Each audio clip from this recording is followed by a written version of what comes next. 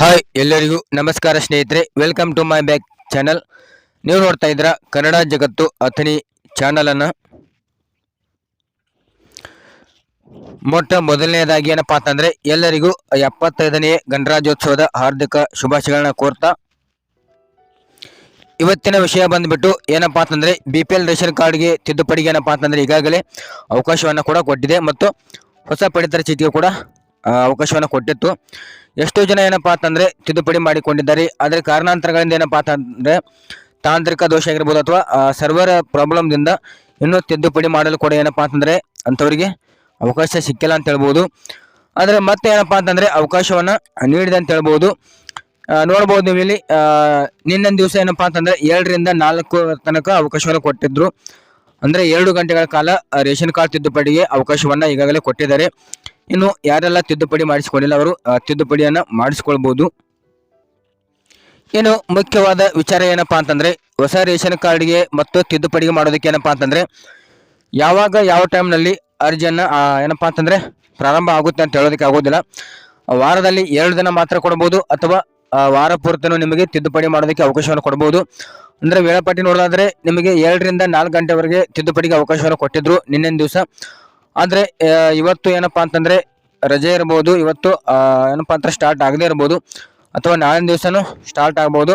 ಅಂದ್ರೆ ನಿಗದಿತ ಸಮಯವನ್ನ ಸರಿಯಾಗಿ ಹೇಳೋದಕ್ಕೆ ಆಗೋದಿಲ್ಲ. ಯಾಕೆಂತಂದ್ರೆ ದಿನದಲ್ಲಿ ಯಾವ ಟೈಮಿಂಗ್ ನಲ್ಲಿ ತಿದ್ದುಪಡಿಗೆ ಅವಕಾಶ ಕೊಡ್ತಾರೆ ಮತ್ತು ಹೊಸ ಅಪ್ಲೈಗಳನ್ನ ಮಾಡೋದಕ್ಕೆ ಯಾವಾಗ ಕೊಡ್ತಾರೆ ಅಂತ ಹೇಳೋದಕ್ಕೆ ಆಗೋದಿಲ್ಲ. ಅದಕ್ಕೇನಪ್ಪಾ ಅಂತಂದ್ರೆ ನೀವು ಅವಾಗ ಆಹಾರ ಇಲಾಖೆ ಒಂದು ಅಫಿಷಿಯಲ್ ವೆಬ್ಸೈಟ್ ನ ಚೆಕ್ ಮಾಡ್ತಾ ಇರಬೇಕು.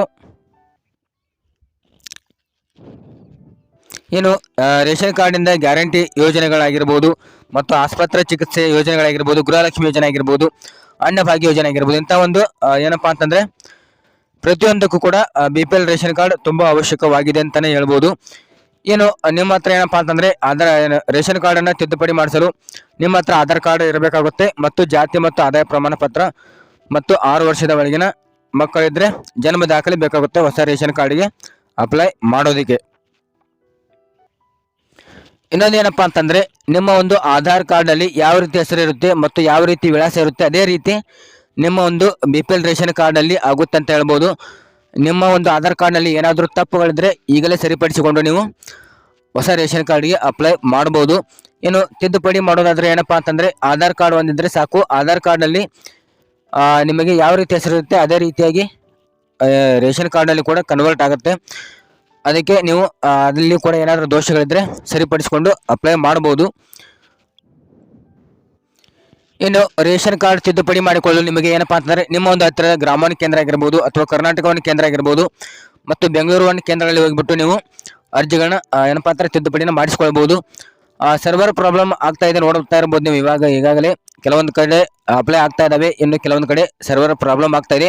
ಅಂತವ್ರು ಏನ್ ಮಾಡ್ಬೇಕು ಅಂತಂದ್ರೆ ನಿಮಗೆ ಮುಂಚಿತವಾಗಿ ಏನಪ್ಪಾ ಅಂತಂದ್ರೆ ಗ್ರಾಮೀಣ ಕೇಂದ್ರಗಳಲ್ಲಿ ನೀವು ಎಲ್ಲ ಡಾಕ್ಯುಮೆಂಟ್ಸ್ಗಳನ್ನ ಕೊಟ್ಟುಬಿಟ್ಟು ಅದು ಒಂದು ಮೊಬೈಲ್ ನಂಬರ್ನ ಕೊಟ್ಟುಬಿಟ್ಟು ನೀವು ಏನಪ್ಪಾ ಅಂತಂದ್ರೆ ಅವರು ಯಾವಾಗ ಸ್ಟಾರ್ಟ್ ಆಗುತ್ತೆ ಅವಾಗ ನಿಮಗೆ ಕಾಲ್ ಮಾಡಿಬಿಟ್ಟು OTP ಮೂಲಕ ನಿಮಗೆ ಹೊಸ ರೇಷನ್ ಕಾರ್ಡಿಗೆ ಅಪ್ಲೈ ಮಾಡಿ ಕೊಡ್ತಾರೆ ಅಂತ ಹೇಳ್ಬೋದು.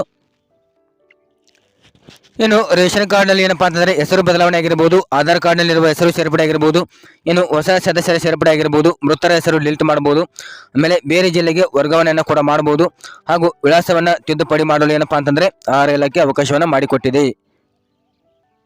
ಇನ್ನು ಹಲವಾರು ರೀತಿಯ ಏನಪ್ಪಾ ಅಂತಂದ್ರೆ ತಿದ್ದುಪಡಿ ಇದ್ರೆ ನೀವು ತಿದ್ದುಪಡಿಯನ್ನು ಮಾಡಿಸ್ಕೊಳ್ಳಿ ಅಂತ ಹೇಳ್ತಾ